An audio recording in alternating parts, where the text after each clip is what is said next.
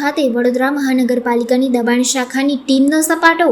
વડોદરા મહાનગરપાલિકાના નવનિયુક્ત municipal commissioner Arun Mahesh બાબુના આદેશ અનુસાર રોડ લાઇનની વચ્ચે અવરોધ ઊભા કરતા દબાણોને તાત્કાલિક ધોરણે દૂર કરવા માટે દબાણ શાખા ટીમને તાકીદ કરવામાં આવી છે. જેના ભાગરૂપે અને વડોદરાના અનેકો વિસ્તારમાંથી દબાણો દૂર કરવાની કવાયત પાલિકાની દબાણ શાખાની ટીમ દ્વારા હાથ ધરવામાં આવી છે. ત્યારે આજ રોજ વોર્ડ નંબર 16ની ટીમને સાથે રાખી તથા પોલીસ તંત્રને પણ સાથે રાખી સોમા તળાવ ખાતે રોડ લાઇનની વચ્ચે અવરોધ ઊભા કરતા દબાણોને દૂર કરવાની કવાયત હાથ ધરવામાં આવી હતી. જેમાં 6 થી વધારે લારી ગલ્લાઓ દૂર કરવામાં આવ્યા છે.